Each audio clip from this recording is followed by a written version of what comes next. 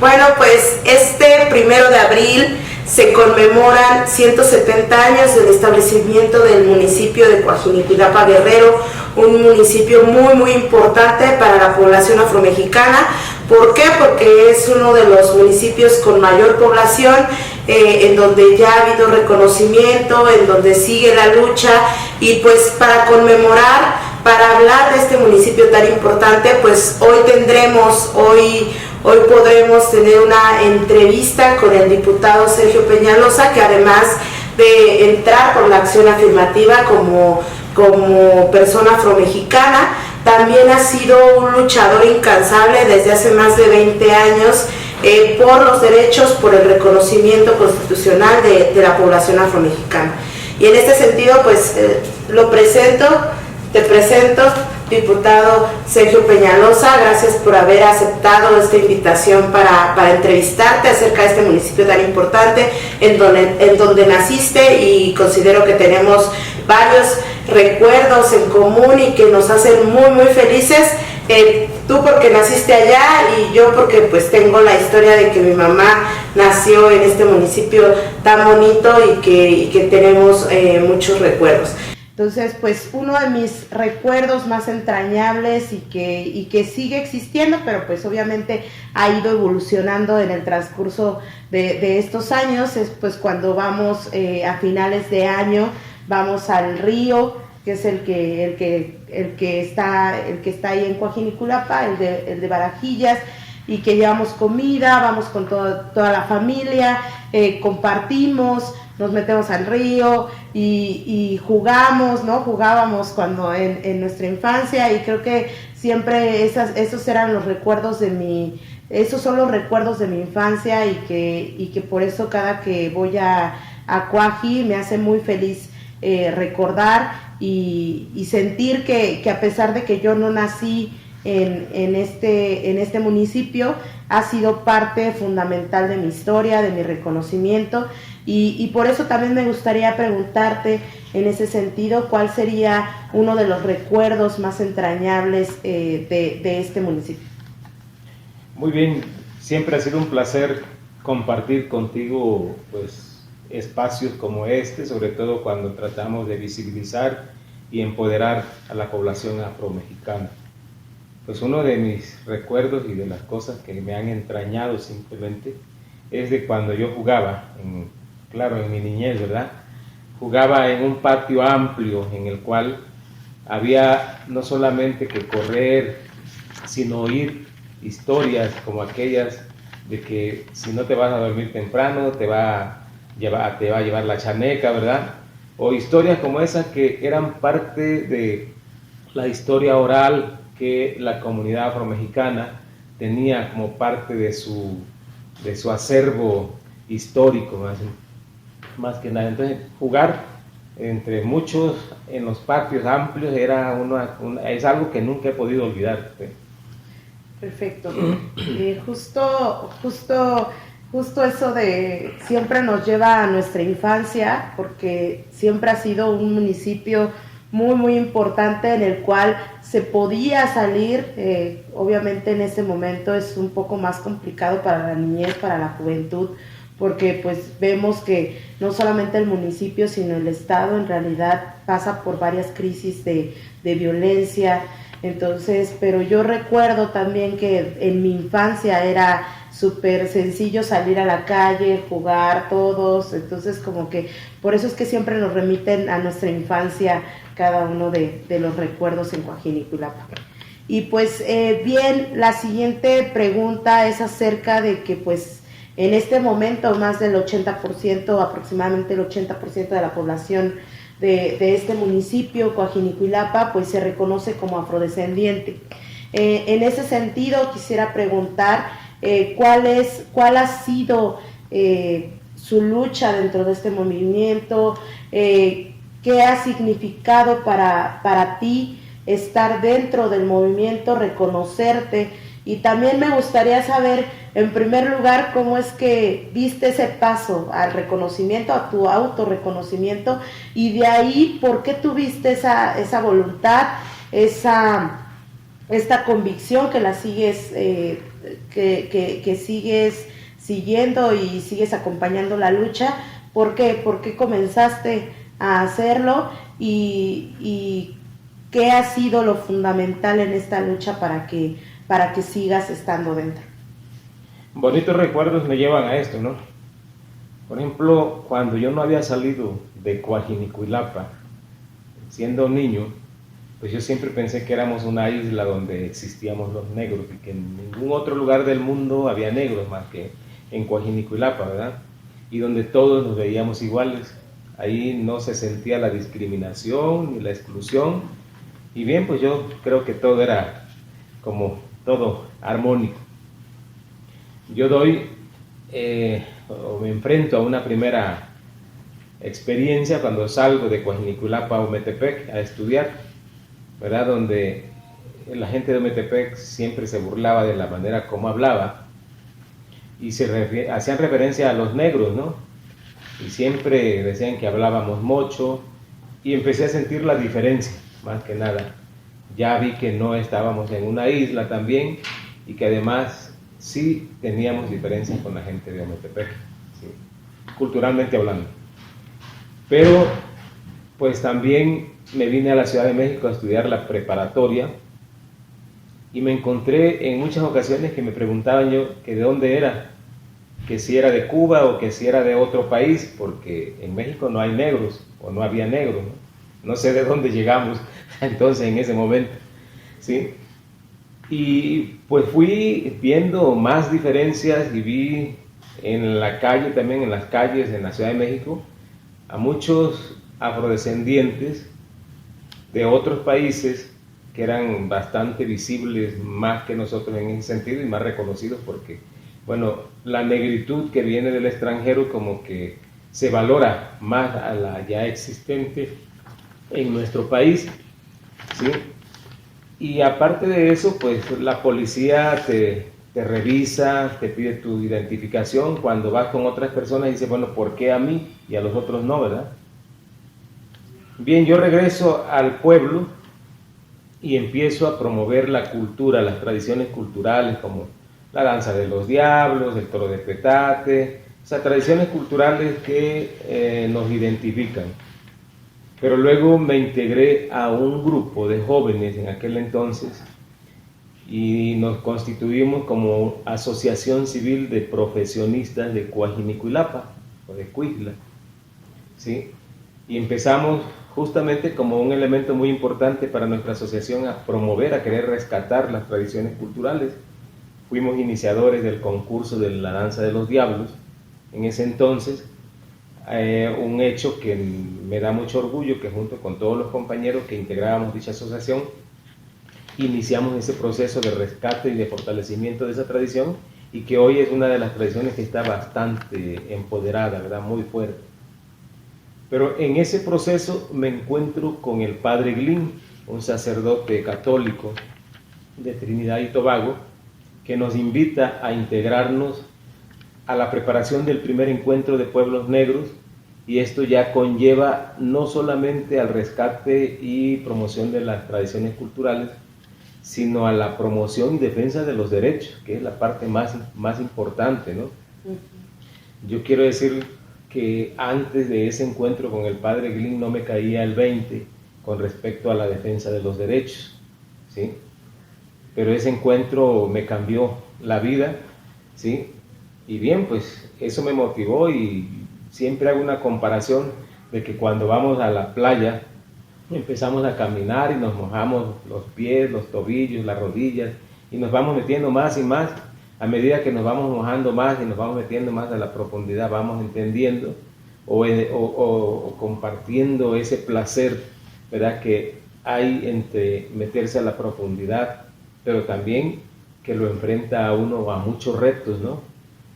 Y eso, pues a mí me abrió un panorama totalmente diferente a lo que yo era y sabía y conocía, y me llevó más y más a esto, que me apasioné, francamente. O sea, para mí la lucha del movimiento afro es parte de mi vida y una pasión que me ha ocupado en toda la vida, ¿no? Y bueno, si saltamos hasta estos tiempos donde estoy como diputado federal, pues decía yo también, y me gusta aclararlo, que no era un proyecto que yo tenía, pero las circunstancias de esa lucha y defensa de los derechos me llevaron a donde estoy y me obligan a permanecer aquí, porque siento que estoy abriendo la brecha para que las generaciones que vienen atrás o las generaciones jóvenes pues encuentren un camino trazado, ¿no? Que les tocará ampliarlo y les tocará mejorarlo, pero ya hay un rumbo que seguir, ¿no? Así es. Sí, tienes toda la razón. Considero que al identificarte como afromexicana, como afromexicano, pues también tomas esa responsabilidad de que en realidad no se queda ahí, ¿no? El autorreconocimiento no solamente no es algo estático y que no se va a mover y que siempre va a seguir siendo lo mismo, sino que también se va enriqueciendo conforme vas conviviendo con otros actores, con otras personas que han abonado a esta lucha y que en este momento lo podemos ver también reflejado tanto en espacios de toma de decisiones, como ya lo dijiste. Creo que al estar acá, además de representar a la población afromexicana, nos da una gran responsabilidad de pues también tener estos espacios y tomar las decisiones adecuadas para poder abonar a que se respeten los derechos de todas y de todos. Y pues también en este sentido, en 2017 se declaró a Cuaji como sitio de memoria de la esclavitud y de los afrodescendientes, y me gustaría saber qué consideras que esto abona y qué significa para Cuaji ser un sitio de memoria. Si bien ya lo habíamos comentado, pues sabemos que en este momento aproximadamente el 80% de la población se reconoce como afromexicana, pero pues ¿qué es lo que abona el que se declare como sitio de memoria? Yo creo que si recurrimos a la historia y decimos que Coajinicuilapa antes de la llegada de los españoles estaba poblada por culturas mesoamericanas, entre la cultura náhuatl, ¿verdad? De ahí su nombre de Coajinicuilapa, que hace referencia a un árbol que crece a las riberas de los ríos, de los arroyos, y que es propiamente un vocablo náhuatl. Pero llegan los españoles y con ellos llevan a los africanos, a quienes esclavizaron para llevar a esas tierras y poder explotar propiamente esas tierras como un emporio ganadero que era y que sigue siendo. Pues yo creo que de esa manera nosotros podemos pensar que Coajinicuilapa es gran parte la cuna de la negritud, primero porque ahí confluyen los africanos que llevaron a trabajar esas tierras, pero también los africanos que se escaparon de las haciendas en busca de su libertad, porque gran parte de la región, y Coajinicuilapa no es la excepción, se forma por población africana que es producto del cimarronaje, ¿no?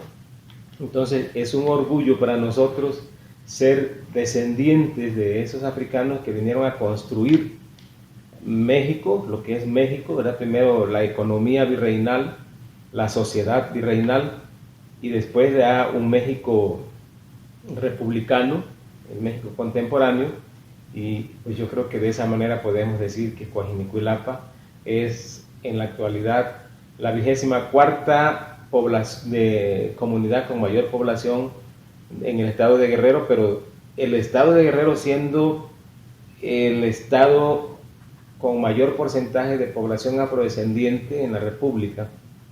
Coajinicuilapa es la comunidad o el municipio con mayor porcentaje de población afrodescendiente en el estado de Guerrero. Entonces todo esto sirve para que tengamos nosotros a Coajinicuilapa como el referente de la afrodescendencia en México, ¿sí? Así es.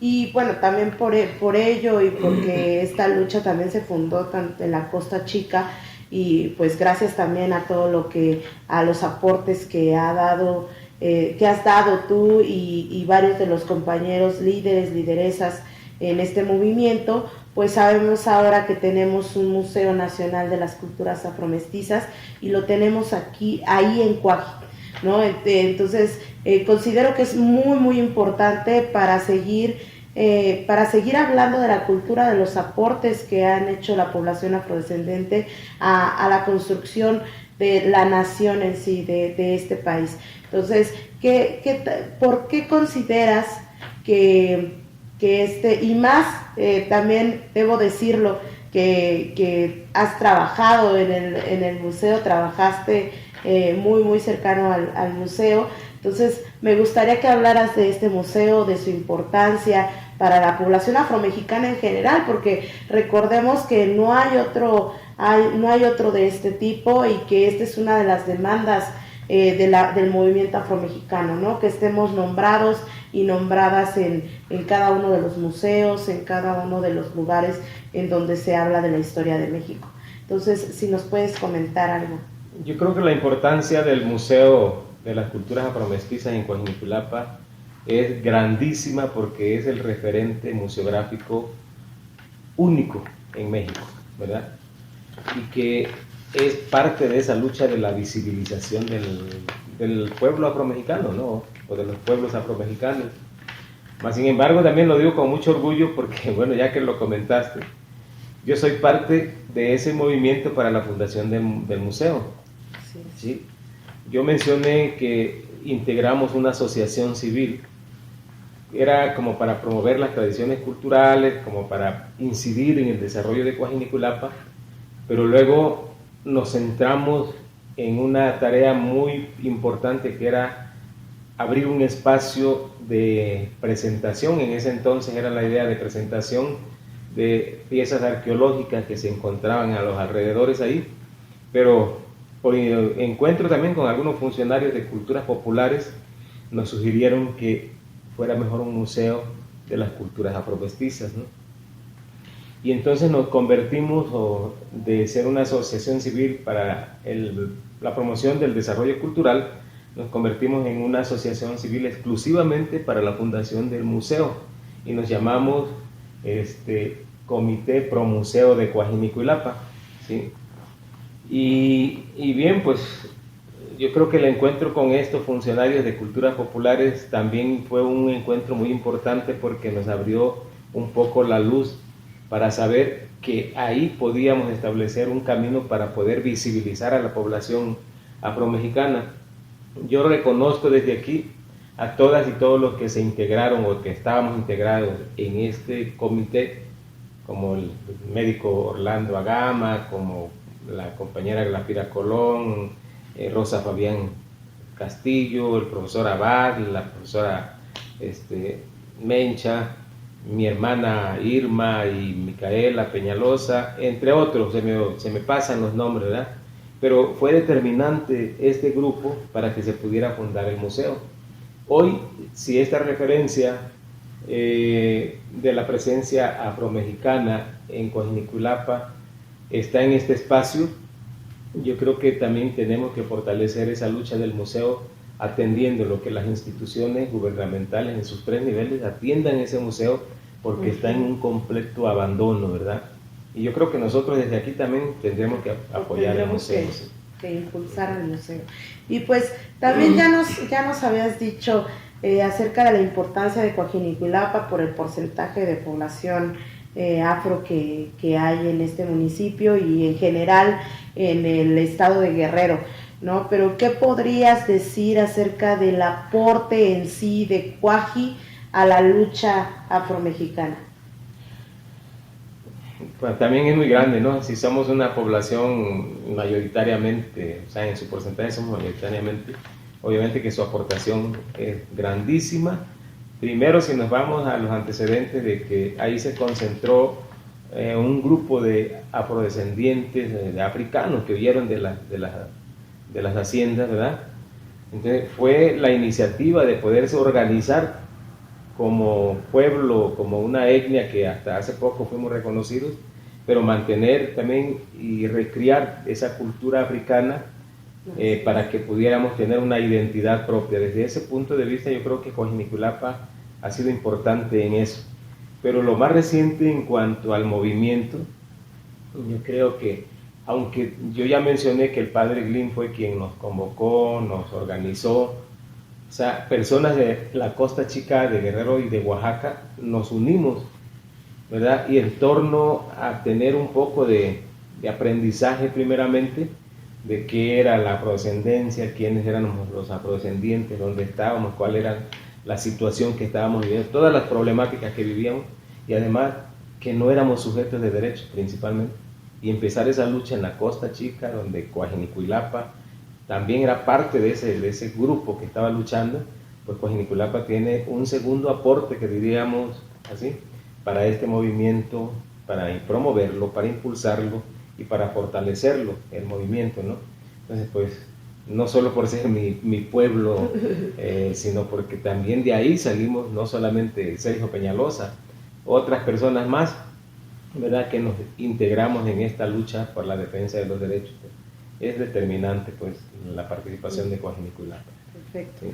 Bueno, pues justo ya estamos llegando al final de la entrevista, pero pues tampoco queríamos irnos sin mencionar que varios de los platillos tradicionales, de las bebidas tradicionales de Coajinicuilapa, pues tienen un origen también africano, un origen, pues hablamos también que en la comida afromexicana, pues también se ve reflejada la resistencia de seguir permaneciendo estos ingredientes que han sido traídos de otro continente, pero sigue siendo vigente en la cocina no solo de Cuaji, sino pues también de otros municipios, de otros estados, y que pues converge y que tienen algo en común, que es el origen africano.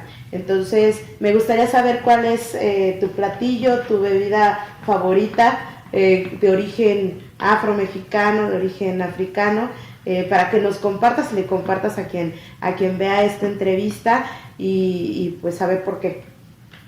Bueno, pues qué te diría, que el chilate es una bebida que me agrada y que es una bebida que nos identifica también en la costa, y en Coajinicuilapa no, pues ni se diga, ¿verdad? Entre ellos también tenemos el agua de macán, que le llaman, ¿no? Es un agua de la semilla de chicayote, de arroz con piña, ¿sí? Algunas veces le ponen canela y piloncillo, otras veces le ponen azúcar. Y pues tenemos el agua de la semilla de chicayote, que le llamamos, ¿sí?, que son algunas bebidas. Y una bebida que se ha perdido, que es la chicha, que le llamamos, ¿no? Una bebida de maíz, un preparado de maíz que se hacía solamente para los festejos de Santiago Apóstol, ¿verdad? Es una fiesta popular. Pero entre las comidas tenemos el arroz con frijoles, que le llamamos morisqueta, ¿no? Simple y sencillamente el arroz hervido con sal y los frijoles negros, así fritos, ¿sí?, un poco caldoso, para que puedan mezclarse con el arroz. Pero hay otros platillos, por ejemplo, como el machuco, que le llamamos, ¿no?, que es plátano macho, ¿verdad?, hervido y molido, con un poco de grasa, que era originalmente con manteca de cerdo, ¿verdad?, y que hoy pues se utiliza el aceite. Tenemos un caldo de res, que le llaman no recuerdo específicamente el nombre, pero es de carne que la secan, ¿verdad? Y después ya se prepara la comida, se le pone arroz, se le ponen trozos de papa también, y creo que es eso, ¿no? Entre otras comidas. Y es algo que sigue permaneciendo, y que yo creo que de alguna manera es parte de lo que nos identifica, ¿no?, gastronómicamente hablando. Sí, qué rico. Ya se nos antojó. y bueno, también justo hablando pues de la lucha también dentro de aquí de Coajinicuilapa y de otros municipios, pues y que ya habíamos mencionado, hay mucha población que se reconoce, ha habido varias asociaciones civiles que han salido tanto de Cuaji como de otros municipios cercanos, ¿no? Y que ahora también son referentes en la lucha contra el racismo y la discriminación. Pero ¿qué nos puedes decir de que a pesar de que existe tanta población que se reconoce como afro, crees que todavía existe el racismo dentro de estas comunidades y por qué? ¿A qué se debería? Bueno, el racismo es algo que tenemos pendiente que erradicar, no ha terminado, ¿verdad? Yo creo que se puede ir desde lo más sutil, de lo más suavecito, a las partes que realmente sí lastiman, pero el racismo está presente.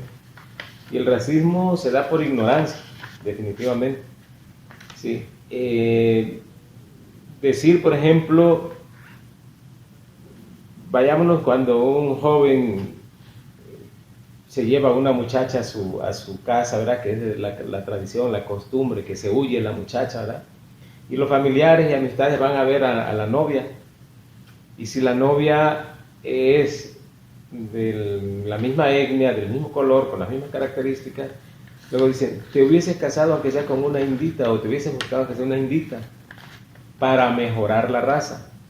¿Sí?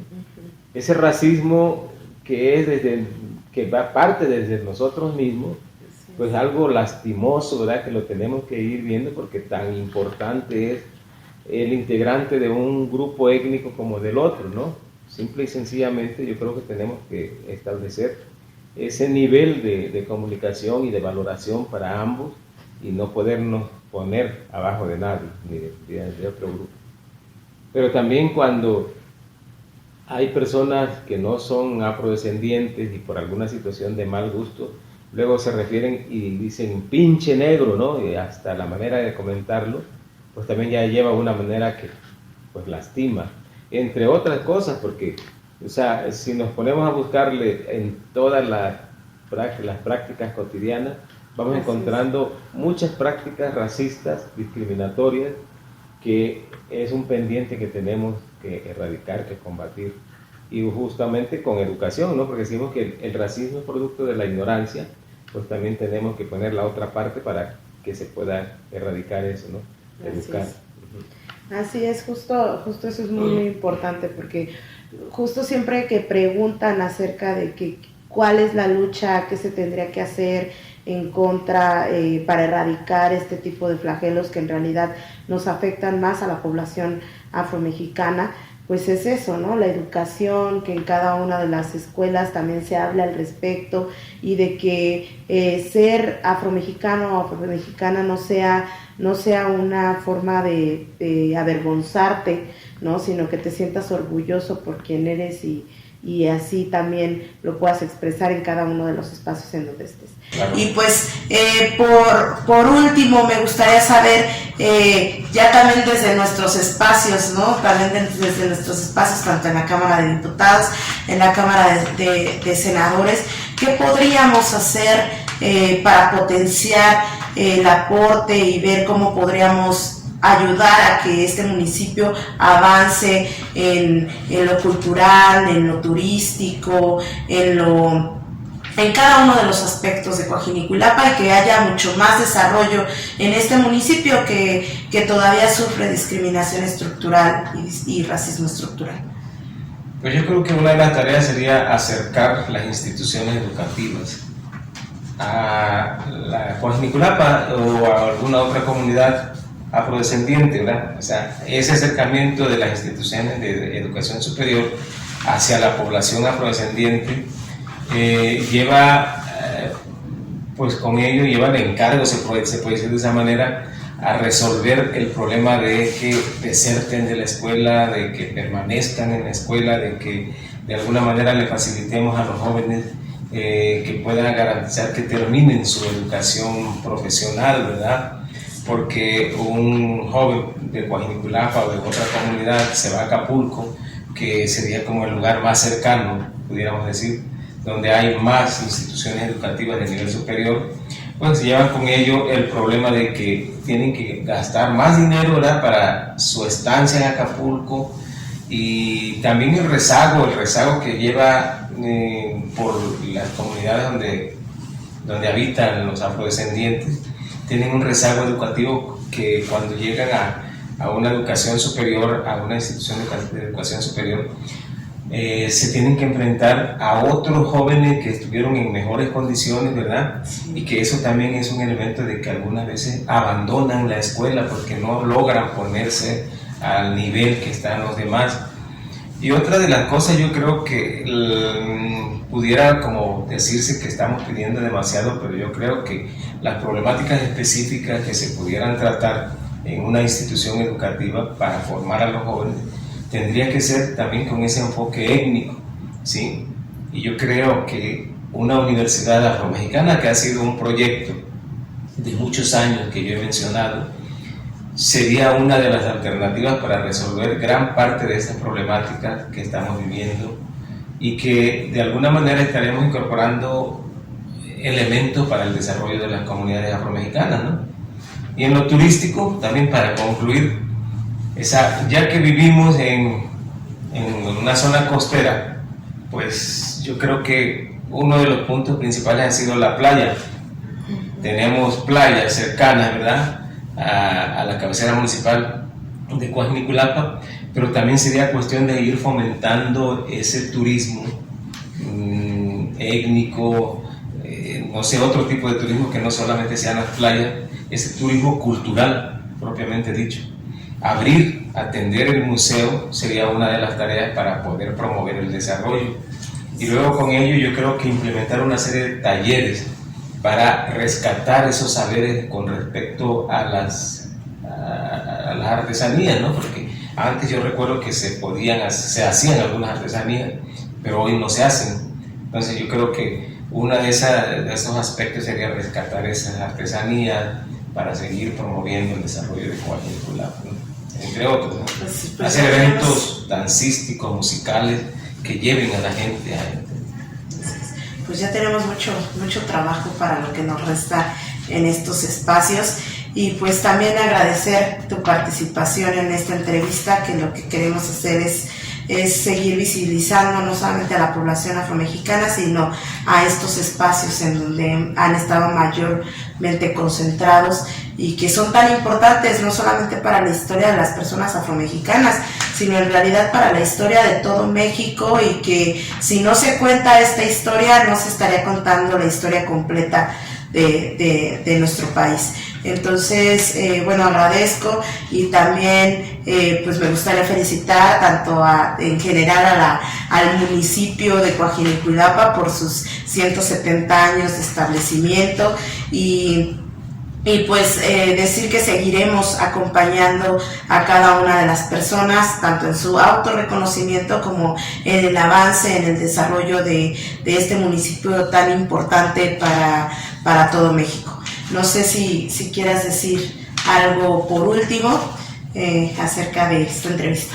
Sí, yo creo que en el marco de estar cumpliendo estos 170 años de fundación de Coajiniculapa, yo exhorto, invito a todos los habitantes de Coajiniculapa para que nos integremos en un solo Coajiniculapa con una visión de desarrollo integral, ¿sí? Y que bueno, yo felicito a los presidentes municipales que se han preocupado por promover esto, y de manera muy especial al actual. Quiero decirles que sumemos fuerza para que un Coajiniculapa mejor sea propiamente nuestra tarea en este momento. Muy bien, pues muchas gracias.